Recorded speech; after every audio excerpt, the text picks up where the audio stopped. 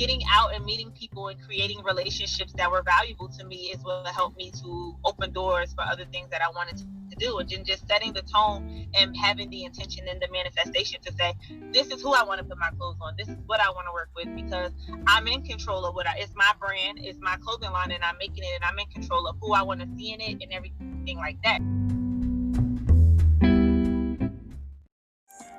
You're listening to Sean Henry's Becoming, a podcast that focuses on the emotional journey of an entrepreneur from the thought of their business to the execution and beyond.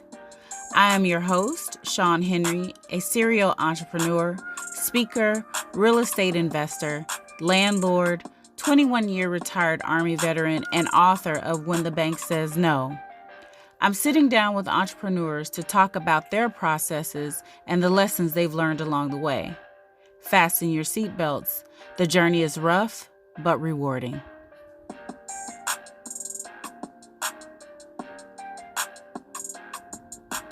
Thank you again for joining us for another episode of Sean Henry's Becoming.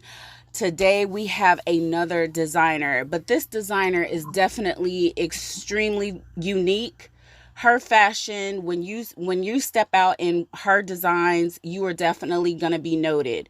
She has already been featured on OWN TV, Ambitious OWN, Essence Magazine, as well as the Braxton Family Value. So if Miss Tamar and her family is rocking these designs, then you definitely know it's something for you to wear too. So today we have Miss Shanita Denton, designer and owner of Denton Collection. Welcome, Shanita. How are you? Hi, Sean. How are you? I'm doing great. Okay. I can't complain. It's a beautiful day, so. Absolutely. We've had a few of those amidst all this stuff that's happening right now. We definitely have to find the beauty, in every single day. Right. Okay, great. So listen, we always get started with our guests by asking them, just a little bit about themselves, their background, and let us know what led them up to where they currently are. So where did you grow up? I grew up in Newark, New Jersey, a very rough part of New Jersey, where many people don't get to make it out. Many people don't get to dream or accomplish things. And I'm excited to see that my city has been birthing so many entrepreneurs and people who are just out here getting it and deciding to be a change for what we've been known for. So yeah, that's a little bit about where I'm from, and then I'm now in Atlanta, Georgia. Okay, so why do you say that most people don't get to dream in Newark, New Jersey? I feel like coming from Newark, New Jersey, it was more so like you just get a job. It wasn't really, much hope for inner city kids or much an outlook of thinking that they would make it to be successful. So it's either you go to work or you go to school, and if you don't do either, then you're pretty much like a lost cause. So to be able to be from Newark, New Jersey, and be proud to be from Newark, New Jersey, and to say that I'm doing something somewhat in my eyes as successful, it feels great to know that I am a product of Newark, and I wasn't a product of Newark, if that makes sense. Oh, absolutely. So basically, where you grew up could be considered, inner city, any town, USA. Yeah, and I guess in our terms, it would be the hood. Correct. So, to be a girl from the hood and to do things that I'm doing, I'm super proud of that. And like I said, not to just be a product of what I've seen, or what I've known to grow up, such as like, you have the people that are on drugs, and you have, the bad things, the killings and everything. I feel like that's what Newark has become known for, is just the bad, and they don't really shine light. I feel like they're doing a good job of it now, but they haven't really been good with shining light on all the good and positivity that Newark has going on. Okay, yeah, I can definitely understand that. Well, speaking with you, we are for sure going to shine a light on Newark's finest here, because your stuff, your designs, you can't help, they sparkle already. So we know, it's somebody Thank you. that's making these type of designs. Definitely, your light is shining bright for sure. Do you have any siblings? Yes, I do. I have two brothers. Actually the oldest of my mom's children. So yeah, I have a brother under me. You know, he's 27, Mm-hmm. and then I have another brother. He just turned 21, and he's about to graduate from college. Okay. Well, see, there you go. So it's not just the environment. So obviously it's your upbringing. Your mom is like, my children are not, like you said, going to be a product of the environment. So that's good. Did you grow up in an entrepreneurial household?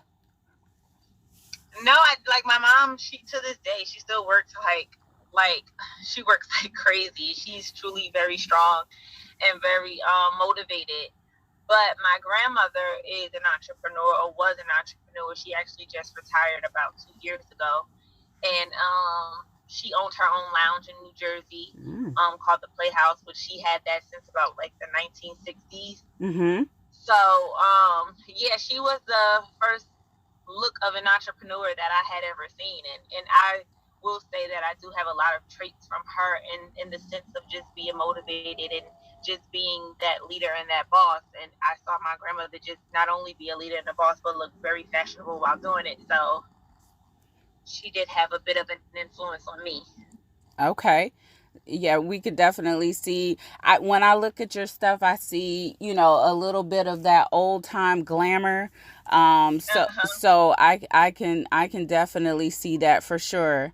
So your current business is S. Denton Collection. Hmm.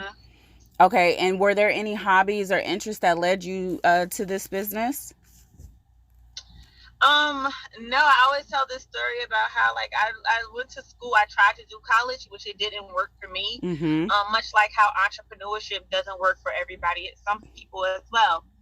And going to school, I was going to school to be a judge for criminal justice because I was following the footsteps of my godmother at the time. And once again, she is a judge who's super fly and super stylish and beautiful, and I'm like, okay, I can do that too. And it just didn't work out for me, and I just always had a way of just like being creative with my own style, even from when I was a little girl. Like it was always playing dress up in my grandmother's stuff, or just finding ways to be creative with my own clothing and having my own sense of style.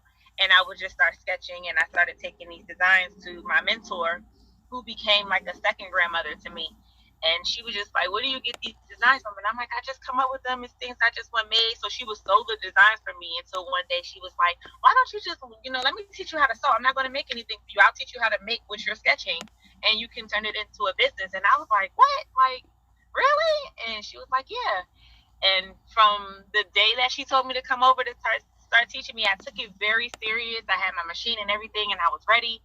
And the first thing I took her was sequence, and she was like, "You want to start sewing on sequence?" And I was like, "Yeah, I just love sequence. I'm always getting things made in sequence. So if I do start a business, it will be based around sequence fabric." And that's kind of how that happened.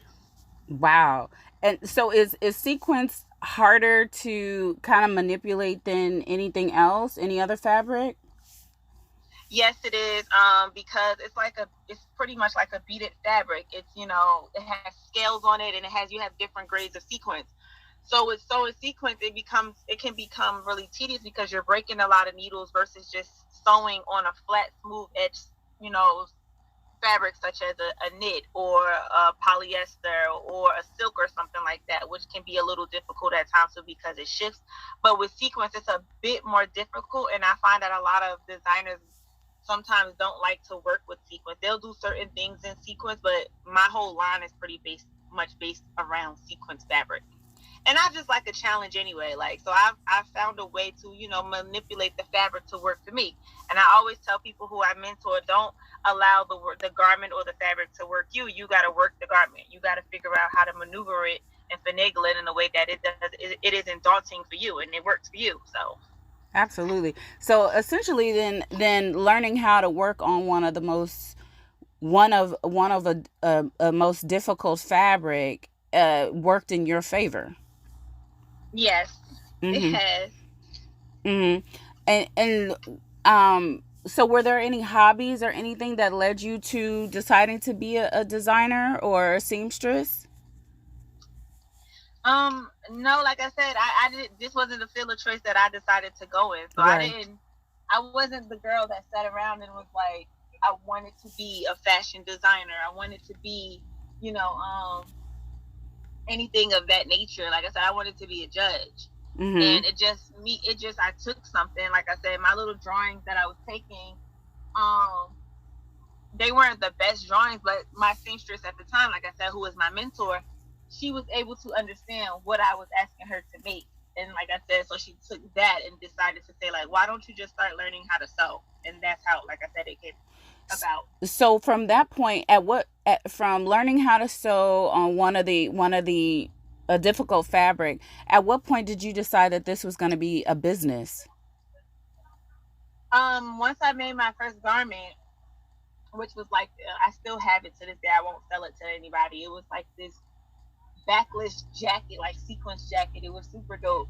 And from there, I was like, oh, this is really nice. And I was, I wore it out and I got so many compliments on it. And it made me say to myself, like, if people like this, like, I can truly sell this, like, and she would encourage me and say the same thing, like, you can truly make money from making clothes. And like I said, from that, I decided, okay, let me try to turn it into a business. So I started making different things and doing custom orders for people, which weren't the greatest at the time. I wasn't the best seamstress at the time, and but people were still paying me their money to bring visions to life, or allowing me to use my creativity to just make things for them. So that's when I decided to turn it into a business, when I saw the amount of support that I was getting from it. Mm-hmm. And you've been an entrepreneur for the past 7.5 years. Yep, almost 8 years. Yeah, so that's a blessing in itself, because a lot of people start businesses and stop businesses. I've been in the entrepreneurial world for about the over the past 20 years, and that's been my story: stopping and starting for whatever reason.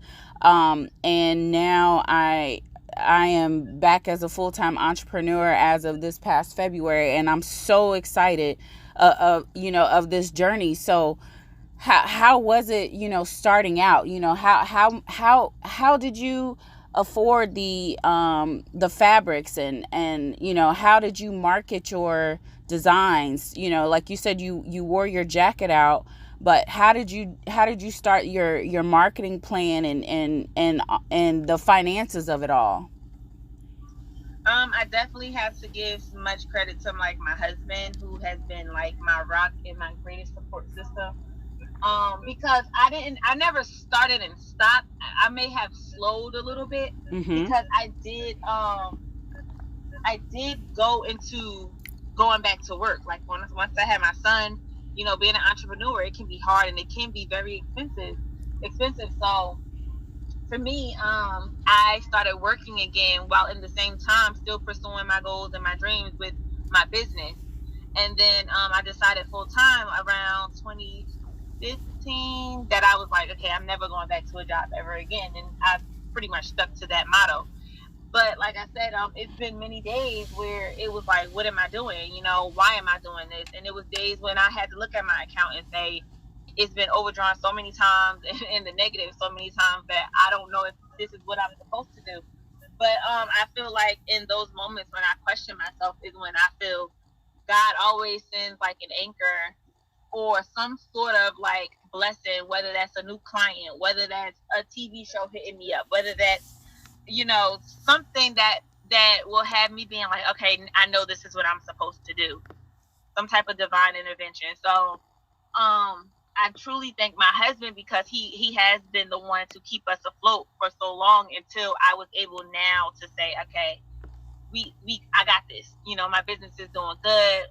I figured out the ins and outs of it or whatever. So he helped invest in me so much. Girl, amen to partnership. I'm telling you. That's a blessing in itself. There's so many of us that are out here just grinding, getting it in all alone. So, kudos to your husband. Hats off to that king for seeing the value, seeing the worth in what it is that you had going on, and then holding you down. Now both of you can reap the benefits of all the seeds that both of you have sown.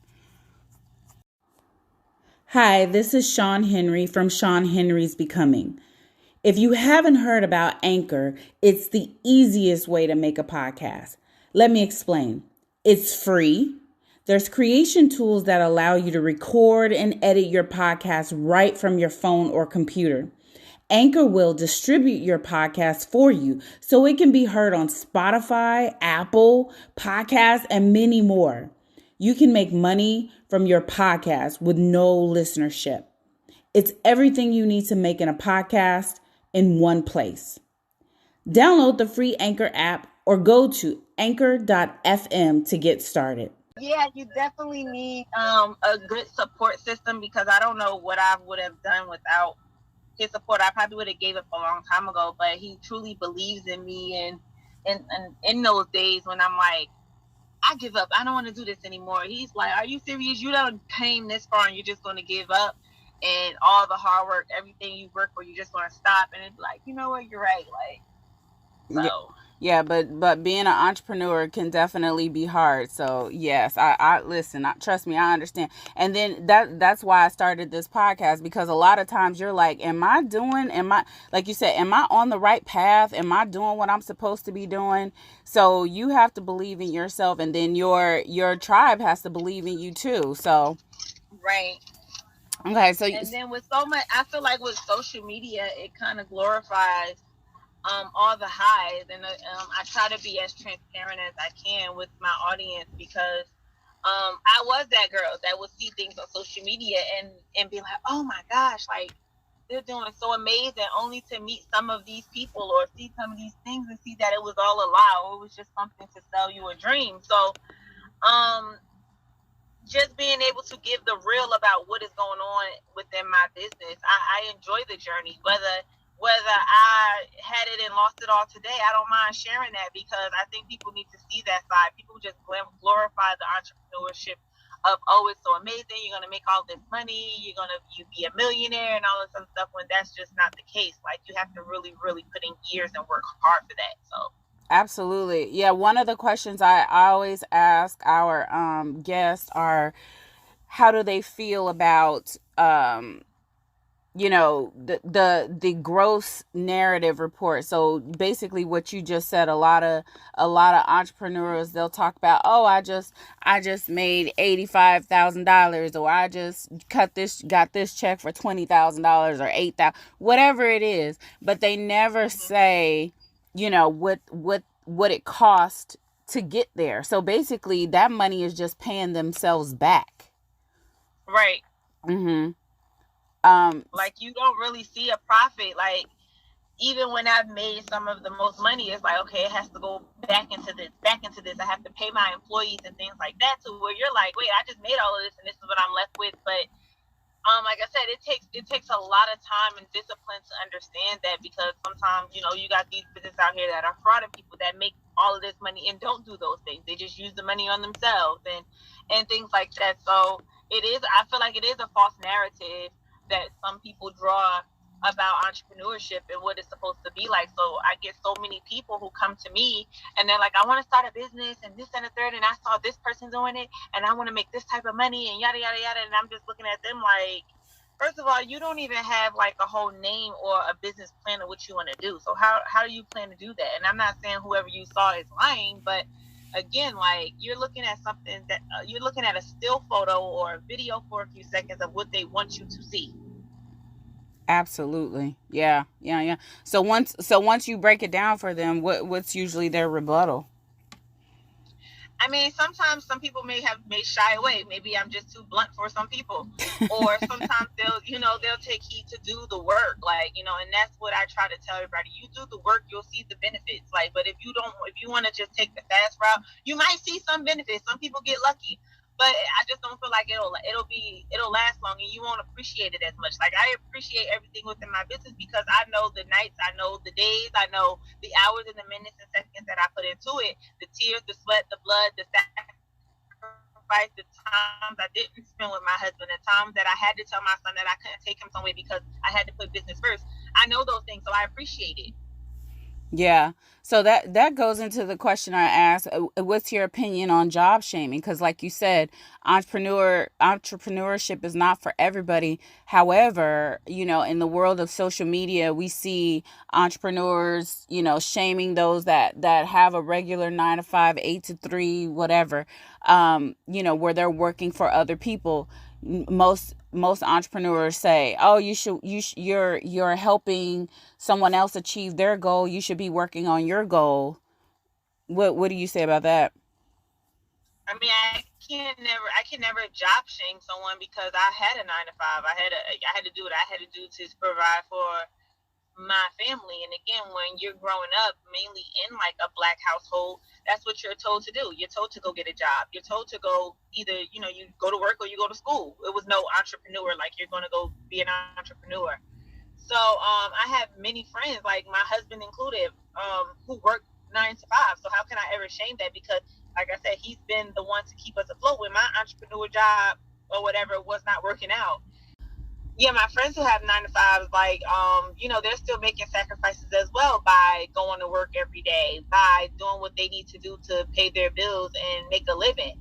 So how can I shame them when, at the same time, my friends working jobs, I feed off of them as well, because a lot of the things that they're learning within their corporate world, I tend to ask them advice that I can put into my business on how to run a business. Because let's just be honest, I didn't know how to run a business. I never went to school on how to run a business. Mm-hmm. So I'm learning this day by day, making mistakes through trial and error and things like that. But I do have friends who work in 9 to 5 that I can say, like, when it comes to marketing, when it comes to customer service, when it comes to this, sending out email blasts and things like that, how to do it, and they help me with that. So they're 9 to 5.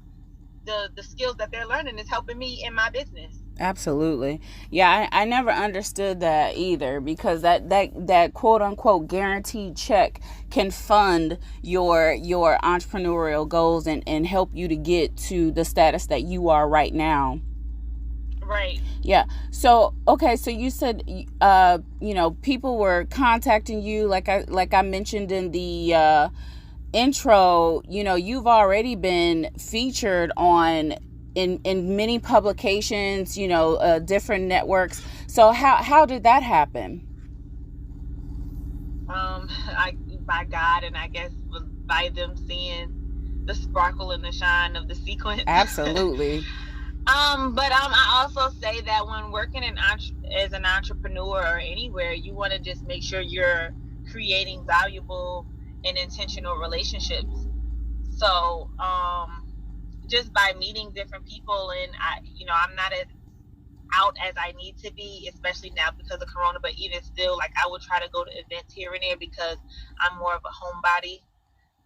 But getting out and meeting people and creating relationships that were valuable to me is what helped me to open doors for other things that I wanted to do. And then just setting the tone and having the intention and the manifestation to say, this is who I want to put my clothes on. This is what I want to work with, because I'm in control of it's my brand, it's my clothing line, and I'm making it, and I'm in control of who I want to see in it and everything like that. So I also try to tell, my mentees as well, is, just because you get an offer, you don't have to take every offer that comes around. Girl, sometimes you got to understand say that. Whether it's a paycheck or whether it's an opportunity. Mm-hmm. So everybody that comes around and they say, I want to wear Denton Collection, it's been celebrities that I've turned away and say, like, no, I don't think that is going to be conducive to my brand, because I just don't see the benefit in it. So I have to first make sure it's beneficial. I have to pray on it and think about it and make sure it's beneficial for me and my brand before I make sure it's beneficial for you. So, because like I said, I've had a lot of trial and error. I've had a lot of situations where things just, went, bad or whatever, that I had to learn from. So now, like I said, I'm in control of just saying who I want in my clothes, how I want to put people in my clothes, and what my price is. And if you choose to rock with that, then you do it. If you don't, then there's no love lost. I truly believe that the world has a way of coming back around and circling around you to where an opportunity may come again. But those are how those opportunities happen. It's just being intentional, praying on it, and then creating valuable relationships with people. Absolutely. I believe when I was introduced to you a couple of years ago, or at least your brand, you had custom denim. So it was traditional denim, but the pant leg had the sequins, at the on the leg, and I mean it was so beautiful. So it wasn't it was distressed. It had the sequence, so you had everything, and it wasn't too busy. Like, it was absolutely perfect. So Thank you. I still have those. Those okay. are like some of my best sellers. Okay, yeah, because anybody can rock that anywhere. Right. Okay, so then like, anybody can go onto your Instagram. So it's Denton Collection. And they can Mm-hmm. see your beautiful you have suits, you have skirts, people are dressing them up, they're dressing them down. And then with the you got recently I've seen a lot of turbans. So the turbans, you've done Yes. the turbans, and then you pivoted with the COVID-19 and this pandemic. You've even made sequence masks for people. Yes. Okay, so you Yes. My life has become like the turbans and the mask right now, and that's why I actually just started doing some custom stuff. I just opened it up to take custom orders as people are starting to go out, because I was feeling like I was in a creative box, and like I wasn't being as creative as I normally would, because it had only become about the turbans and the masks, which are a good thing, and those have become like my top sellers.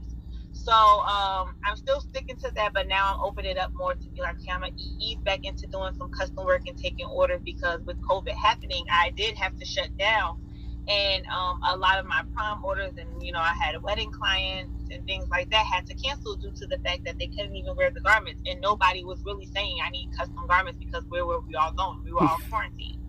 So right. I did have to kind of adapt to what the market was, what the demand was, and that was the mask. And then I said, like I was already doing the turbans. I had started them last year, but I was like, what about if I did it as a set, where you can cover your hair as well, and you can wear the mask as a set? And then it just kind of took off.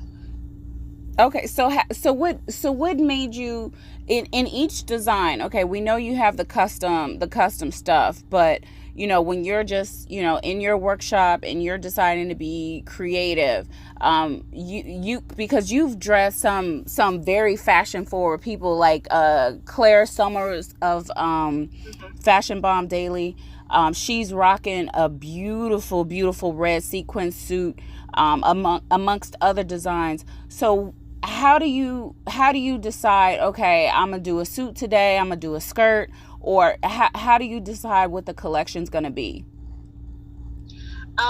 As you had stated previously, like my whole style is just like a classic glamour, old, got an old money type of feel. So I always want to represent that. Like, I think that every designer has their lane of what they should stick to or what they're known for. For me, of course, it's sequence, but two is like my suits and my skirts and things like that, that are classic pieces. Like with my skirts, like you said, you can literally, you don't have, that's not a skirt you just have to wear because you're going out to a formal event. Like, you can literally wear that if you want to put on some, cute Converses or some sneakers or some flats or whatever the case may be. And then with my suits, they're a statement on its own. And my greatest influences are people such as, like, I love Monica, I love Diane Carroll, Tracy Ellis Ross. They have this eclectic but edgy and sophisticated style about them that is just classic. Like, it's timeless. It's not going anywhere. I don't care what type of fabrics you can redo a suit over and over, because suits are not new. They're just different materials, whether it's sequins, whether it's satin, whether it's you know suiting material. A suit is not going anywhere. So I wanted to always include classic staple pieces within my brand, but make them my own, which is where the sequence came in, and doing the different colors and the different patterns and things like that. So Yeah, I hope that answered the question. Absolutely. And then how did you transition into the headpieces with the turbans? And then these are not just traditional turbans. I mean, it has the traditional outline of them, but you have really glammed them up, not just with the sequence, but you have jewels on the on some of them in the front. So you have really made them a part of the S. Denton collection. So how did you decide to transition into to headpieces? Well, the headpiece came out of like I actually had just made one for myself, and I usually use myself as the trial and error model. But I wasn't even thinking of making headpieces for anybody. I just had made one to go. I was like, oh, this outfit would be cute if I had a cute turban, and I just made one. And I'm all like, again, I'm all about classic and just being sparkly. So I was like, oh, I could put a little cute brooch on it that I had that was on one of my jackets. And I went on a date night with my hubby, and I posted the picture on my personal Instagram, and people were just like, oh my gosh, do you have that on your website? And I was like, oh, maybe I should start doing them. So I did another one, and this was like right when COVID happened, and I went to the post office, and I had a mask on with the matching turban with a navy blue and silver one, and I had the jewel on it.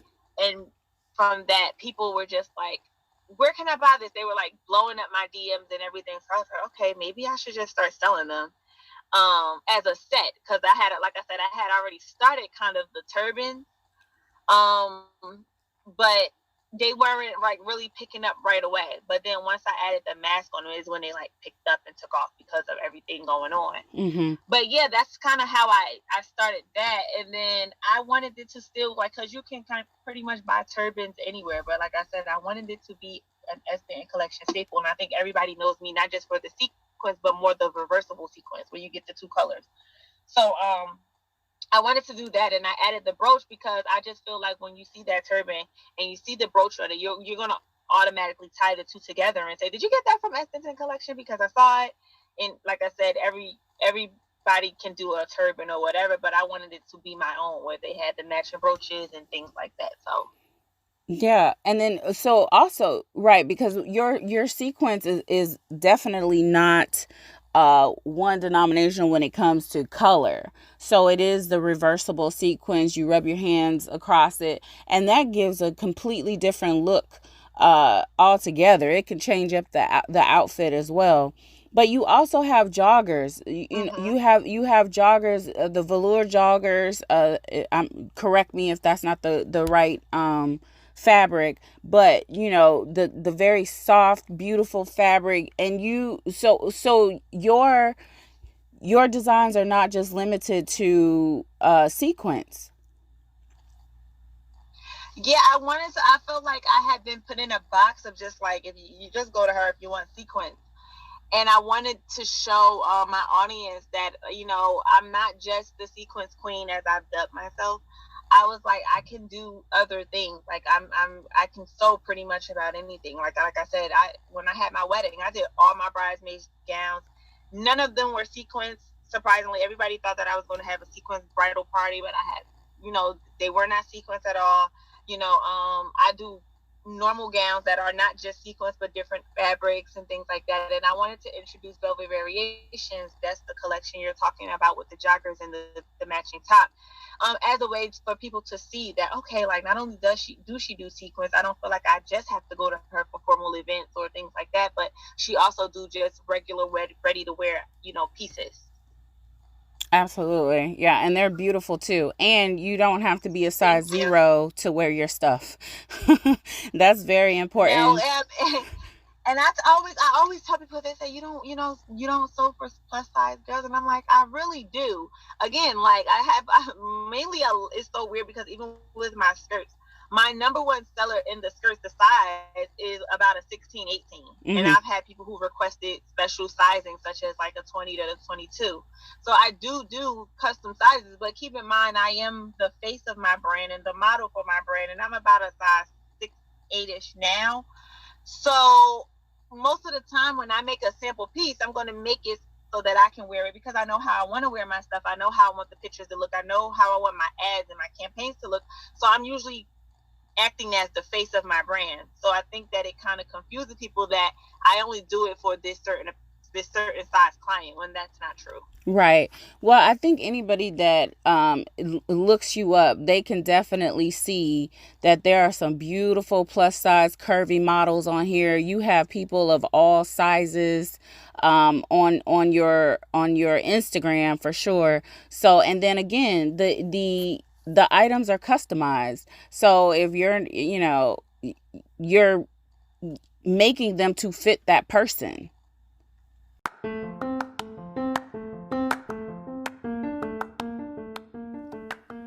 When the bank says no, Airbnb hosting without owning the property. Read how one woman took a bank's rejection for financing and turned it into a lucrative Airbnb business without owning the property. Sean shares her step-by-step process from picking her niche market to furniture purchases, all which led her to achieving superhost status in her first 30 days of hosting with Airbnb. Learn how she made almost $20,000 in less than 7 months while still maintaining her full-time job. New hosts are often unsure of what they need to do, making Airbnb harder than it has to be. Follow her story of determination and perseverance and learn how you can implement her practices in any of your entrepreneurial endeavors. Go to www.shawnhenry.com. That's www.shawnhenry to order your copy of When the Bank Says No, Airbnb hosting without owning the property. Yeah, so you're making custom wear. So you're making it for whatever size, the person ordered. So, and I love how you did the pillow challenge. So everyone was doing the pillow challenge where they literally had a pillow, wore a pillow as a dress, essentially. Mm-hmm. So I love that. And then you accessorized it with this beautiful veil. So I love the mixture of fabrics that you use, and just the creativity of all of that is absolutely amazing. Pearl gloves. I mean, you're like a girly girl's, fairy godmother. Like, you can pretty much trick out anything. Yes, I am a girly girl that will still be like really girly girl and go on some cute sneakers and say, "Let's go!" Like, absolutely. So. I love the short suits that you also have, and then you have, so everybody was following the trend of the booty shorts, with the legs out and everything, and so you even have that design, of course, with your signature sequence as well. So it's pretty much whatever the imagination can think of, and yeah, you can bring it to like life. I said, I'm usually up late working, sewing, or on my computer handling the back end office, and then like I'll literally come up with these ideas, and it's like sometimes I can be in my bed, like I'm always thinking about business, even when I'm in the bed with my husband, to the point that I'm like, I have to stop what I'm doing and I have to go in my notes and write the design, like this type of dress with this split or whatever, so that I won't forget it the next day. Right. And then I'll literally go and just make it. Absolutely. So how does someone order from you? Because I'm definitely gonna have to come. My birthday is actually this Sunday. I have a photo shoot coming up this in a couple of days, tomorrow actually. Oh, happy early birthday. Thank you. I have to style a shoot for my girlfriend. Her birthday is on the 20th, and then I have she's doing a birthday shoot. So absolutely. So how does someone order from you? What's that process look like? So pretty much like you go to my website and you would pretty much you can browse the collections and see what I have. Everything on my website is custom, but you can still order just as like you're ordering from a Zara's or someone else on the website. But if you wanted something like a birthday outfit that was outside of that, then you would email me at dentoncollection@gmail.com, and give me about 24 to 48 hours to respond to the email, letting you know the process, my contracts and everything like that, of how to get you your garment. Okay, so what can you explain the process to us from start to finish? So I go to your site sdentoncollection.com .com, and I see what you already have, and I plug in some information to let you know, okay, let's just go with the sequence well, it's summertime right now, so let's go with the short suit set that you have. So I say, okay, I want to do that. And then what's the process after that? So I'm actually about to release that. I just haven't posted it yet. Oh, okay.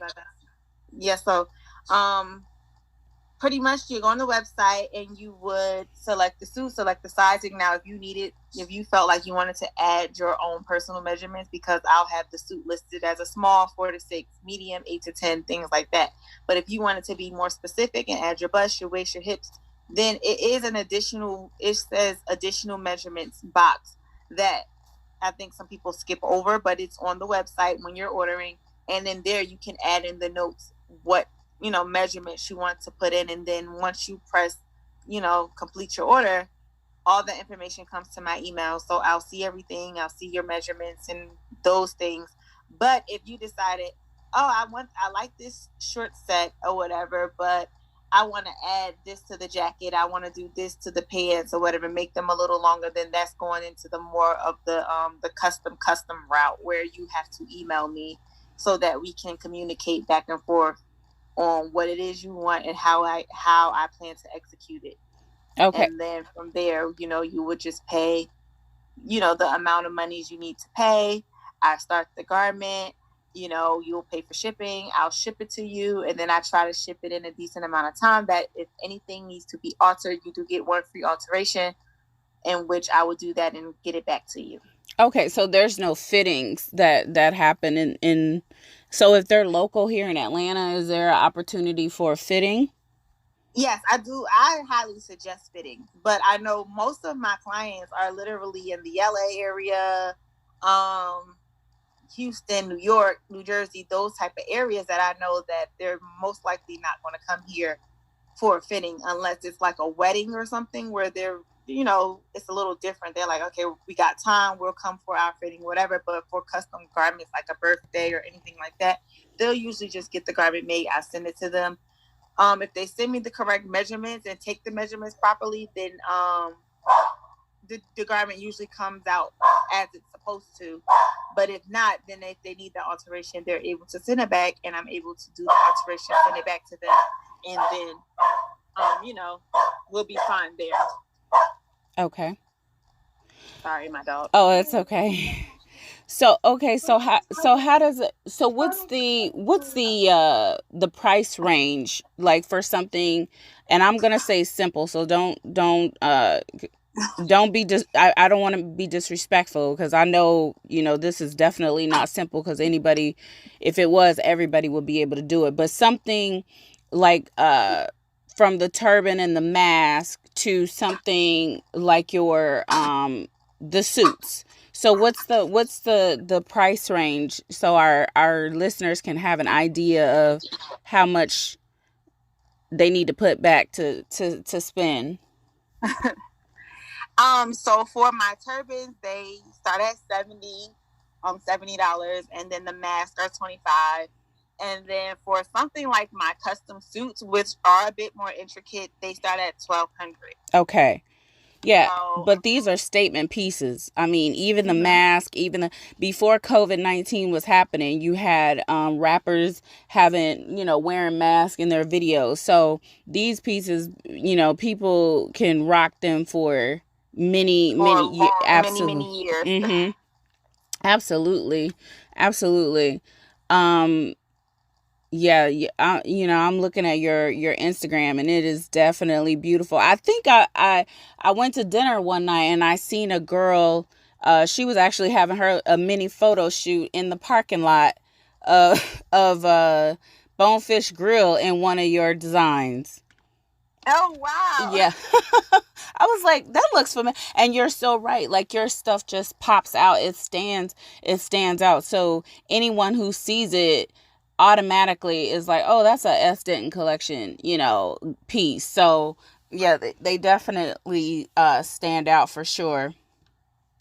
And I think that has become like the most exciting part for me as an entrepreneur, and the most humbling part is like when I go somewhere and even if I see someone in my stuff and it's like, oh my God, did you get that from us? And they're like, yeah, oh my gosh.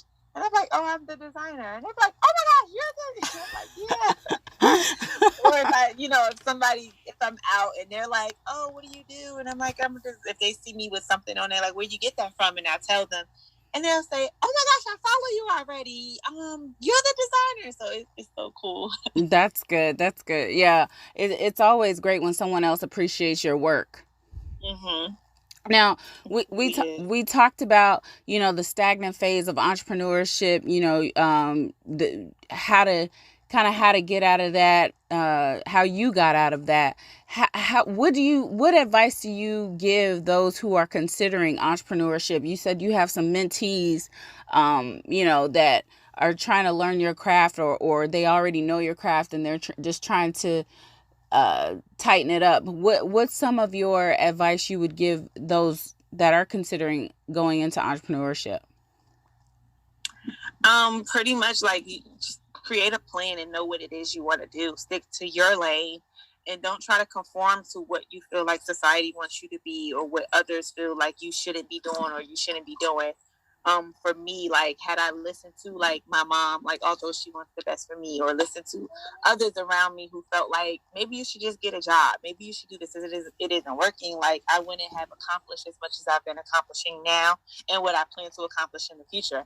So stick to your guns. Like never let anybody steer you from your dreams, and only push in, dream which what it is you dream. Stop trying to dream other people's dreams. So many times I feel that people, like I said, they see other people doing this and then they'll stop what they're doing and say, well, she's doing this and she looks like she's winning with it or he's winning with it, so I'm going to just try to do that versus sticking to what it is they feel is in their gut. And me, I just stick to what it is. It's in my gut, whatever I'm feeling. I don't move unless I feel it. I don't move when somebody tells me to move. So I think those things are important with being an entrepreneur and just having great intentions, praying to God daily, because you're going to need a whole lot of talk with God while you're an entrepreneur, just to help him guide you. Your faith is definitely challenged as an entrepreneur constantly, because you stay in your head. You stay in your head, because when things are not going the way that you expect them to go, then you're like, okay, maybe I'm not doing the right thing, and so then you're questioning yourself, on top of that. So listen, you preaching right now, girl. You are preaching, Yes, because it is hard. that self-doubt, I'm telling you. And again, I have to take my hat off to your husband, like, sweetheart, this is what we doing, okay? This is what, so whatever the thoughts you had, you need to turn right back around and get rid of them, because this is what you like. Challenge this relationship. We've challenged it so many times because I'm very strong minded and he's like an alpha male, so he's very strong minded as well. And when I feel something, like I can say to him, babe, I want to do this. I want to take this to Africa and I want to have a whole photo shoot. And he going to look at me like, are you serious? And I'm like, I'm so serious. And I will stick to that. And I don't care if he feels like, I don't feel it's going to work. And I'll tell him, I don't care if you feel it's going to work. It's going to work. And he'll ride with it. And, but if it don't work, he'll be there to be like, now, this is why I tell you to listen to me sometimes because, X, Y, Z. But that's when you're creative and you have these ideas in your head, you can't tell a creative no, because we feel like, okay, I know this is dope. I know that it's going to work, even though people might not gravitate to it. Like I have a good example, like with the jeans. Like when I first did the jeans, people didn't gravitate to them. Some people thought that they were ugly, like they weren't, hot. Whereas though me, I felt like I don't care what nobody's saying. These jeans are hot and I'm going to keep doing them. And it wasn't until Claire wore them that other people felt like, oh, those are dope, So it depends. It depends. So I guess because Claire has a great eye for fashion. So it was like, oh, okay, she wore them and it's on her side. So again, the right marketing, Right. because they were always dope. it just took you The believing right you. look, the right photo, the right person to just bring it out. First, it took you believing in yourself and not giving up. So we not gonna take no credit away from you. That's number one. That too, yes. Okay. That's why I said you got to stick to your guns and just be like, I know this is going to work. The Absolutely. world may not see it right now, but they will soon. They will, and when they do, it's gonna blow up. Cause look, I mean, throughout your Instagram page is basically a who's who in your clothes. So I'm sure if your orders are not backed up, I'm sure they're stacked for people who want to get Yeah, into your. I'm a little backed up now. Like I said, my life has become pretty much more so the mask and turbans because of what we've been dealing with and nobody really going anywhere. But I have so many new things that I'm about to do. I have bathing suits coming, my sequence bathing suits that are dropping, within a couple weeks. The new suits, I got new color turbans and new color masks and things like that. So Okay, so yeah, since you mentioned the bathing suits, how does sequence work in the pool? How does that work? Or is this something where we just gonna look cute? I mean, a lot of us don't get in the pool anyway when we go to pool parties. So is this we just gonna look cute on the sidelines, or is this gonna be an actual functioning bathing suit? no, it will actually be an actual functioning bathing suit with a bathing suit lining. It will be sequence, so I do always try to say, keep in mind that sequence is a delicate and a high maintenance fabric. Okay. So want to protect your sequence even when you buy my skirts, even when you buy my turbans. I give you care instructions to let you know you should only be hand washing them or taking them to the cleaner. So with your bathing suit, yeah, you will be able to get in the water, but all that trying to do the extra heavy drying and things like that, I don't recommend it. And it is definitely, if you still want to just go to the bathing suit and don't plan on getting in the water and just being cute and sexy. So I've realized a lot of suits also, you could wear them out so that it could turn into from the pool to the nightlife. And your stuff is definitely. Absolutely. And your stuff is definitely transitional wear. Did you do that on purpose? I really didn't. I mean, I did want something that people could wear and still feel like let's say for instance with the suits, with the skirts, like you don't want to just pay $150 for a skirt that you feel like you're gonna just wear one time, right? So that's why now I try to show so many ways, like, because I think people were buying the skirts and they just thought, oh, you only supposed to wear it one time with one outfit in one way. Like, no, you can literally wear this how you feel, whatever creative mind you're in, wear it that way. If you want to wear it with sneakers, do that. You want to wear it with some boots, you want to wear it with, a cute hoodie, you can do those things and you can get as many wears as you can out of your Denton Collection pieces without feeling like you just spent all this money on one garment only to wear it one place. Absolutely. And if they have any questions, they can definitely look at your Instagram and see how a lot of different people wore it. So if they are not that creative and they're the people who wear something the way it looks off a mannequin, they have a lot of examples on your Instagram.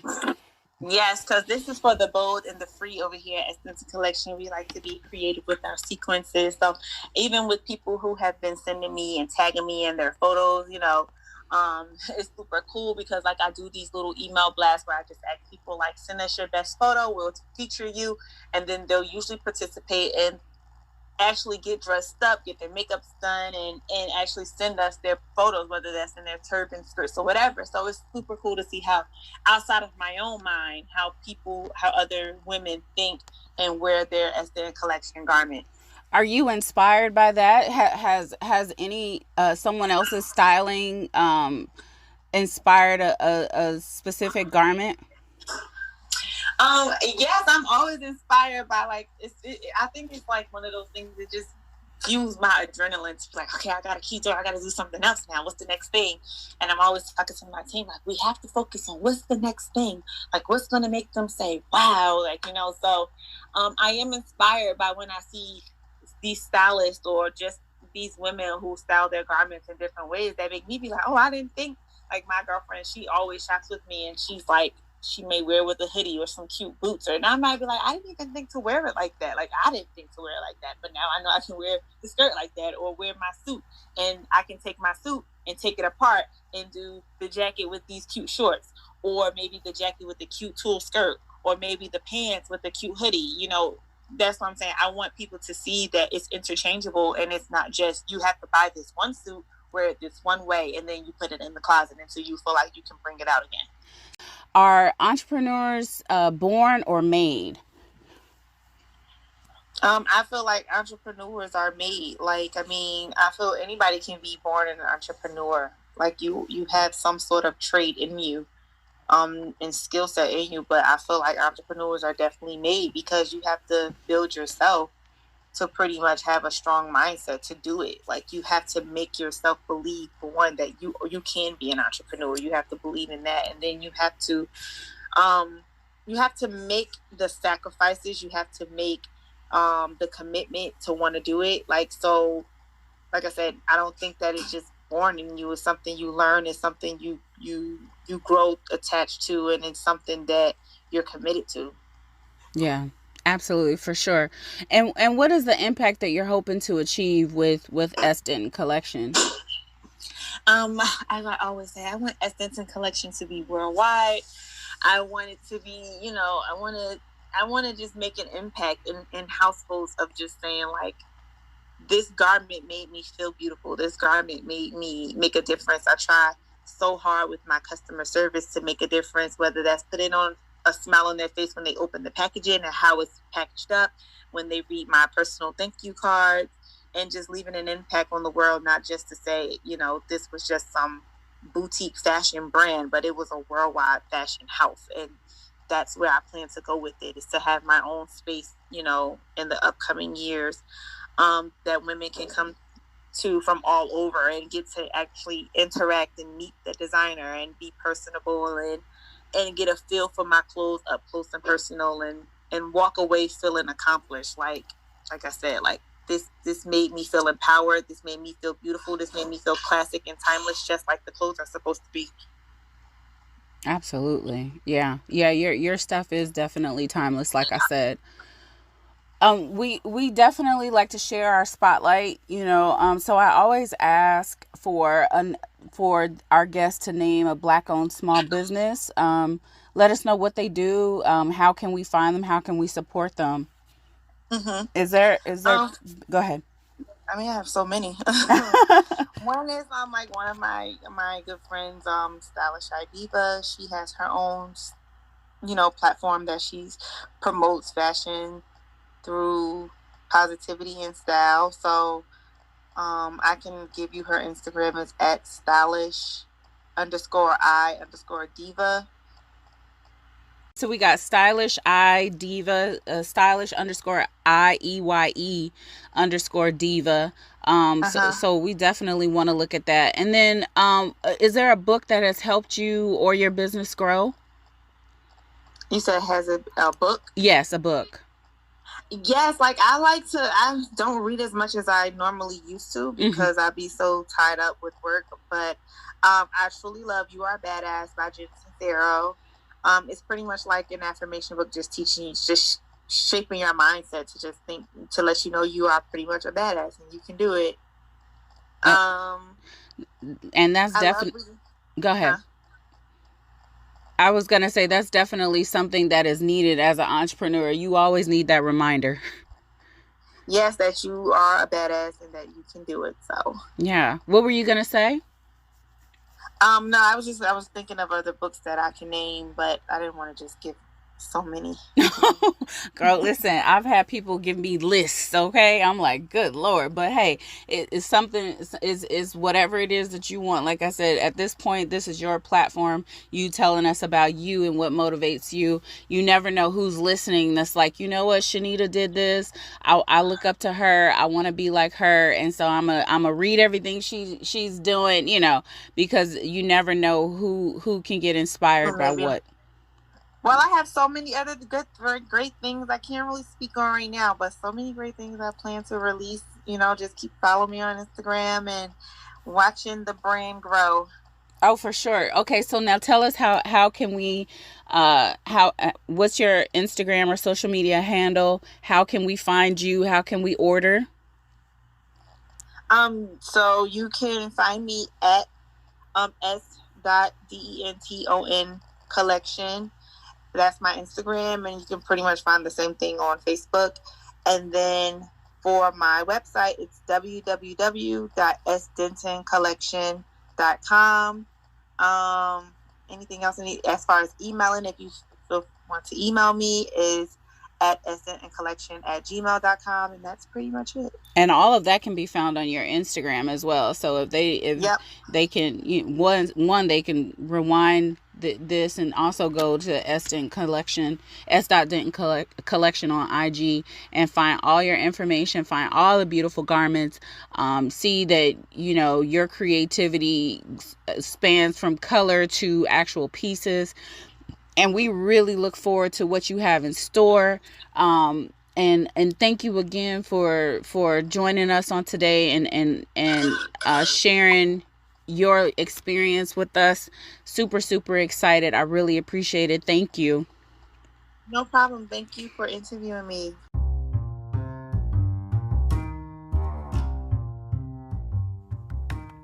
This has been another episode of Sean Henry's Becoming with me, your host, Sean Henry.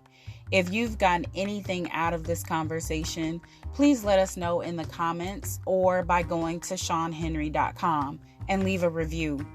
We appreciate the time you took to listen and value your feedback. We are always looking for entrepreneurs to spotlight. If you would like us to spotlight you and your business, go to SeanHenry.com and click the link Be My Guest. Remember to tune in every Saturday as we continue to spotlight entrepreneurs during their bumpy but fulfilling ride to success on their own terms.